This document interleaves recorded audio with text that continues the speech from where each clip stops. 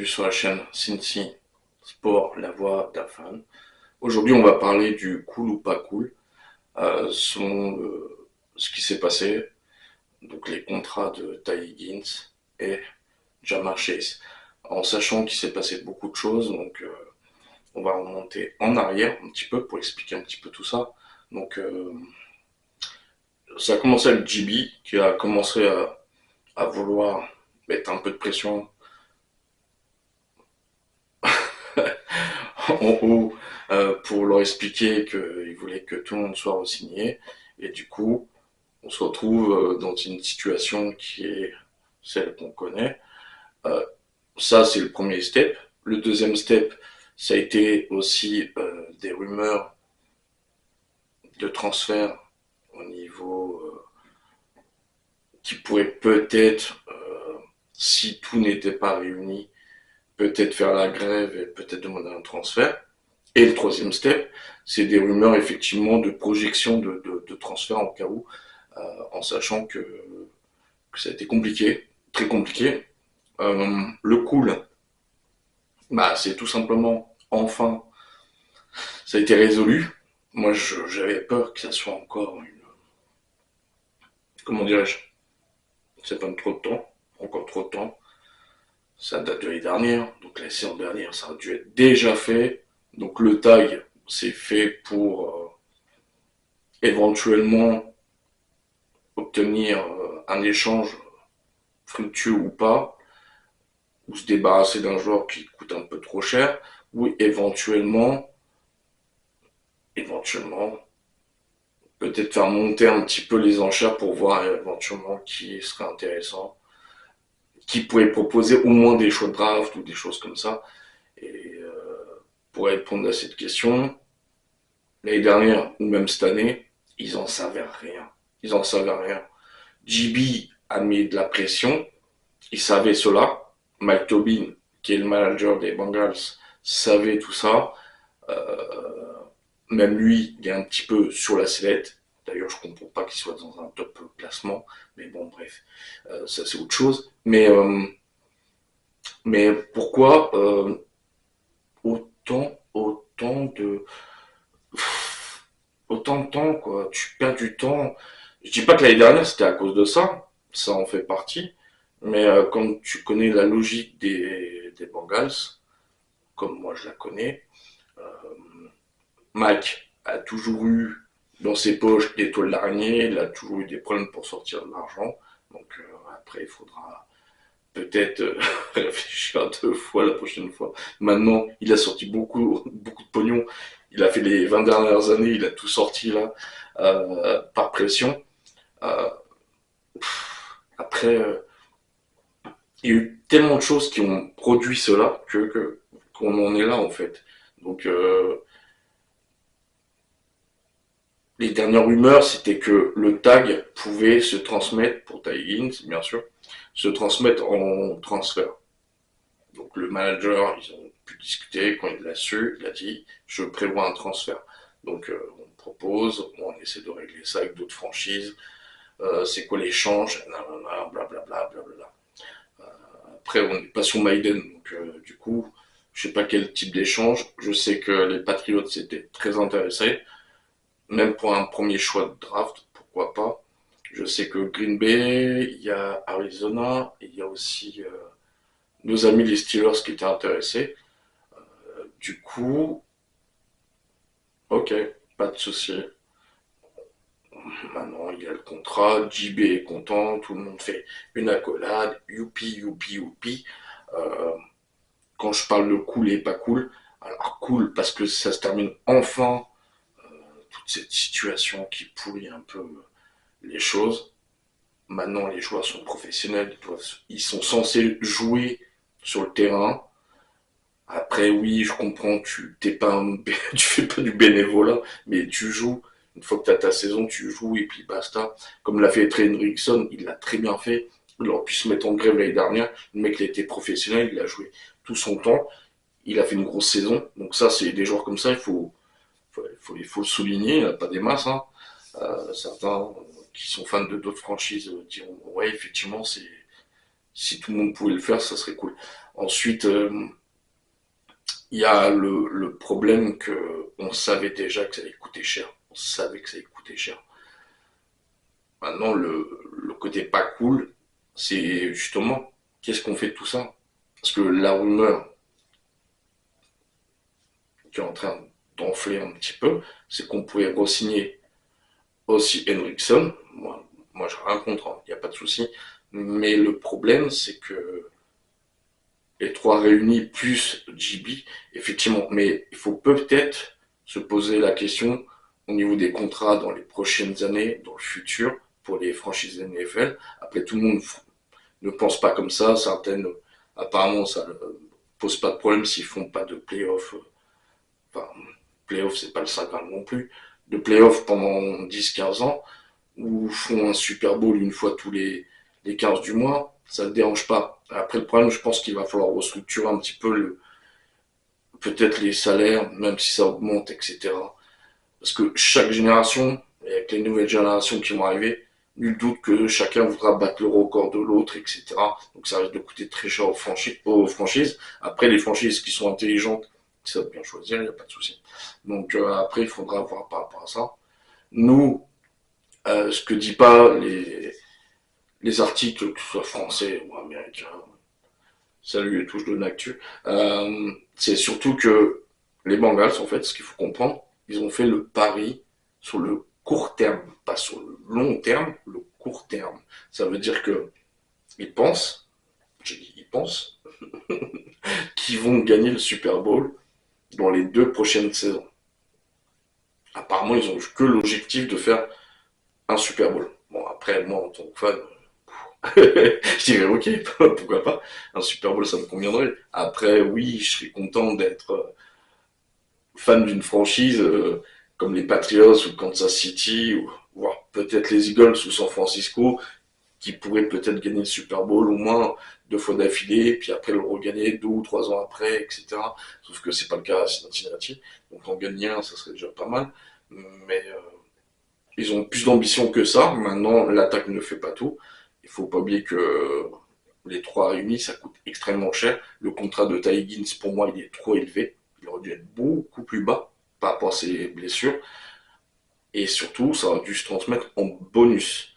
Maintenant, là où je comprends les articles, que ce soit RDC, Touche de Nactu ou les sites américains, je peux comprendre qu'effectivement, il y a un risque. C'est un peu... C'est pas le poker menteur, mais ça veut dire que tu mets tout sur l'attaque, tu espères qu'il n'y ait pas de blessure, que l'attaque innove, parce que la saison dernière, j'ai un peu pleuré, j'avais des larmes. Donc après, il faudra voir un petit peu comment se fait une franchise. J'ai vu des articles qui parlaient des Eagles, etc., de d'autres franchises. Effectivement, la base d'une franchise, c'est le quarterback. Donc le quarterback, c'est le haut de la pyramide. Ensuite, vous avez une ligne offensive capable de protéger et capable de faire des ouvertures pour un running back, même le plus basique éventuellement, et faire des ouvertures, et surtout bien le protéger. Après, tu as des receveurs, des tight ends, des running backs qui peuvent recevoir le ballon. Après, c'est à toi de trouver ton style, ce que tu veux. Moi, j'apprécie beaucoup le style des Patriots où tu n'avais pas de véritable numéro un, numéro 2, mais tu avais plutôt 3 ou 4 receveurs, plus le tight end, plus éventuellement le running back. Ça met un petit peu de pression à la défense parce qu'ils ne savent pas qui pourrait apporter du plus en attaque parce que tous avaient le même potentiel pour apporter quelque chose à l'attaque. Nous, et je l'ai vu avec Adji Green, qu'on a que Adji Green qui était le numéro un, forcément quand il a prise 1 avec un bon cornerback ou une prise 2 en cas où, c'était un petit peu compliqué, et toujours lui envoyer le ballon, c'est pas la logique, en espérant que le Saint-Père il va tout faire. Non, ça n'existe pas. Donc moi je pense que effectivement Ty Higgins aurait dû être trad l'année dernière. Je pense qu'on aurait dû s'en débarrasser. Comme ça, JB aurait pu faire sa convalescence, aller voir un psychologue éventuellement. Ça aurait été bien. Mais non, là c'est trop. Là c'est beaucoup trop. Pour moi, C'est beaucoup trop... sa pression, je peux le comprendre, j'apprécie. C'est bien qu'on s'exprime un petit peu, on parle pas beaucoup de nous, on nous aime pas, donc il n'y a pas de souci sur le sujet, mais j'aimerais beaucoup que l'équipe puisse enfin se tourner vers autre chose, être mieux organisée. Là, entre les finances, on n'a pas d'argent, on met l'argent, on gère très mal les finances, nanana, ça se vit, on fait des mauvais choix de draft, c'est horrible les choix de draft qu'on a fait ces dernières années. Je ferai un contenu sur le sujet d'ailleurs, mais, euh, mais c'est un tout en fait. Quand on touche de l'actu, faire un article qui parle un petit peu de l'exemple des Eagles, je comprends un peu le délire. Après chaque franchise, il y en a 32, il faut pas l'oublier. Donc 32, voilà. Un exemple qui est intéressant, c'est surtout nos amis de Houston, où effectivement, après le départ de Watson, ils ont pu bien gérer. Après, il faut savoir une chose, quand tu perds ton quarterback, qui est censé être la lumière de ta franchise, peu importe jusqu'à où ils iront, il faut pas oublier une chose, c'est qu'il faut voir la draft, quel talent qu'il y aura derrière, il faut pas se tromper. Et Cincinnati, on a tendance un petit peu à se tromper. Donc, du coup, vu qu'il y a eu des rumeurs qui disaient que Bureau pouvait peut-être péter un câble et se dire je vais être échangé, ok. Nous, on aurait eu pris beaucoup de tours de draft, avec Higgins, beaucoup de tours de draft, mais à la fin, on aurait pris qui? Parce que les quarterbacks de cette année, voilà quoi, c'est pas terrible. C'est vraiment pas terrible. En plus, vu le positionnement qu'on a, il aurait fallu qu'on donne un premier tour échangé avec une franchise pour l'échanger pour peut-être obtenir le choix un ou 2 selon du premier tour de draft pour peut-être voilà. Moi je suis pas fan, je suis pas fan. Il n'y a aucun quarterback qui m'a impressionné lors de la prochaine draft, aucun. Du coup, défensivement, il nous fera du monde. Donc oui, ça pose problème parce qu'il ne faut pas oublier que notre première ligne, elle est mauvaise. Si on perd Trey Hendrickson, on n'a personne. Sam est parti. Au niveau du centre, qui est très important en défense, on a des joueurs comme Jenkins, Hill, qui sont des très bons joueurs, qui sont bons en rotation, mais qui peuvent aider aussi énormément au niveau des snaps dans un game. Ça n'empêche pas qu'on n'a pas un titulaire viable. Et pour ça, il nous manque aussi deux défensifs. Si Henriksen s'en va, du coup, ça commence à faire beaucoup. Ensuite, derrière, en linebacker, bah, il y a Pratt qui a demandé à être transféré. Je sais pas si ça va être le cas ou pas. Moi, un joueur qui veut pas rester. Ciao Bambino. Du coup, il nous manque un linebacker, éventuellement. Hilton veut apparemment partir aussi. Du coup, il nous reste pas grand monde derrière en defensive back. En safety, c'est un petit peu c'est pas le pitoyable. Donc du coup, oui, ça pose problème en défense. Il y a beaucoup trop de travail pour Hall. Il va y avoir beaucoup trop de travail et cette draft risque d'être plus défensif que offensif. Tant mieux, j'adore la défense. Maintenant, vu qu'on a mis beaucoup d'argent sur l'attaque, faut pas oublier aussi, j'avais oublié, Jessica a re-signé. Donc offensivement, on est bien. Maintenant, au niveau du jeu de course, moi, je trouve qu'on est un petit peu limite. Donc, même en cas de blessure, c'est surtout en cas de blessure derrière. Ok, on a fait du vieux avec du neuf pour Perrine, mais voilà, c'est pas tout. C'est pas tout. Il nous faut un frère ou une back. Ça manque à Cincinnati. Et je pense que JB, avec le temps, il pourra peut-être éventuellement changer un petit peu de philosophie, pas que la passe, etc. etc. Maintenant, on s'est mis une épine dans le pied. Ok. Je vois les journalistes qui ont dit dans leur article, les mangas, c'est bien, c'est cool. Et puis après, le côté négatif, oui, effectivement. Sauf qu'ils pensent à court terme. Et pour faire plaisir à JB, parce qu'ils veulent pas perdre leur quarterback non plus, c'est à court terme. Maintenant, effectivement, en cas de blessure, ça risque de faire très mal les blessures. Donc après, je sais pas comment ils vont réfléchir, mais Surtout si ça fonctionne pas l'année prochaine ou sur les 2 prochaines années. Comme j'ai dit, il y aura aussi des restructurations de contrats, donc ça va donner un peu de masse salariale, etc.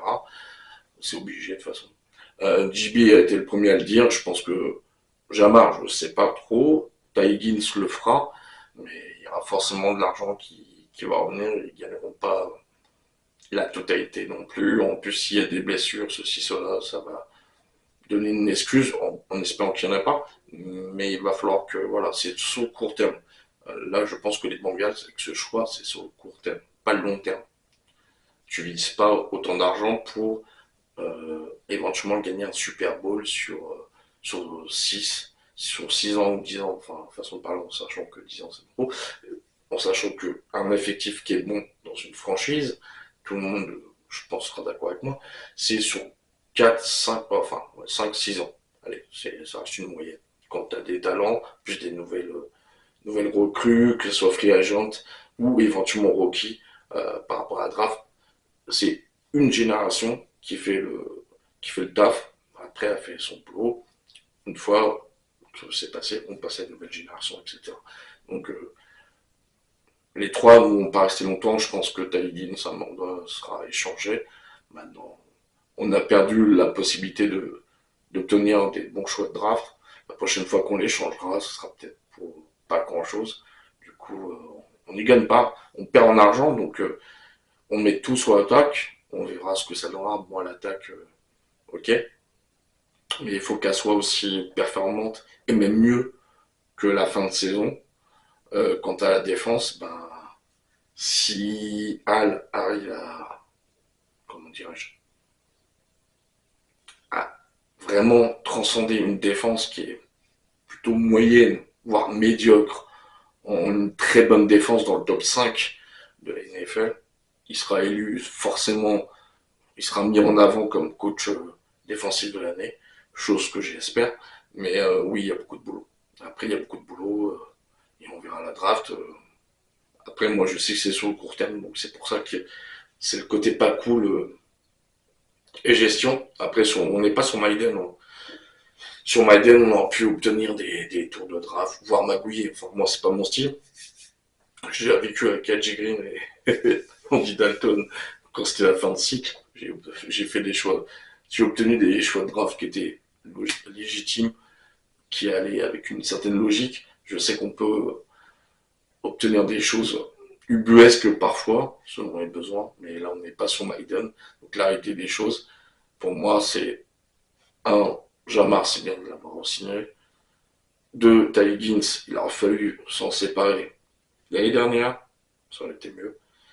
Et on aurait pu re-signer Hendrickson. Du coup, notre défense aurait toujours eu un socle. Ça ne veut pas dire que c'est merveilleux, parce qu'il nous faut encore un gros défensif tackle quand même, plus un soutien avec Hendrickson, parce que Hendrickson ne peut pas tout faire, on l'a vu la saison dernière, donc il peut pas tout faire. Donc, mais au moins ça aurait pu permettre voilà, plus des choix de draft. Après les choix de draft, encore une fois, j'en parlerai au niveau historique de les 5 dernières années, j'en parlerai un petit peu par rapport à ça.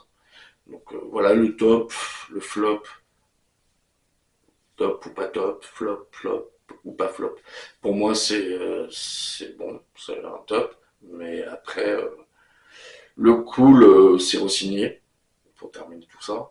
Et le pas cool, c'est que oui, ça risque de nous mettre dans une situation financière un peu compliquée. Et ce que j'ai peur, c'est qu'on n'arrive pas du tout à, à passer ce cap en fait. Ça veut dire qu'il risque d'y avoir peut-être une ambiance dans le vestiaire qui risque de changer. Et ensuite, il risque d'y avoir aussi peut-être des joueurs qui vont parler pour ne rien dire, et puis après ils vont revenir sur les choses qui pouvaient peut-être revenir. Je sais pas, exemple, je sais pas, Jamar qui dit du jour au lendemain, ok, Taïdine c'est parti. Il dit pas plus, et puis après il y a Joey Burrow qui dit, ouais, mais si il est parti, mais il nous manque quelque chose, c'est à cause de ça qu'on n'est pas bon, et je pense sérieusement peut-être changer mon fusil d'épaule et peut-être partir. Enfin, des choses comme ça, il y a plein de choses qui pourraient arriver. Donc, c'est des aléas et c'est pour ça qu'on peut être content, mais en même temps, on peut craindre aussi l'avenir. Donc, attendons, prenons la saison qui va arriver comme elle arrive, et après, on verra le futur comme il se présente par rapport à ça. En sachant qu'on n'est pas une franchise qui a un historique de positivité et que grâce à JB et au talent qu'on a pu avoir, il y a quand même d'autres choses qui sont arrivées. Donc voilà.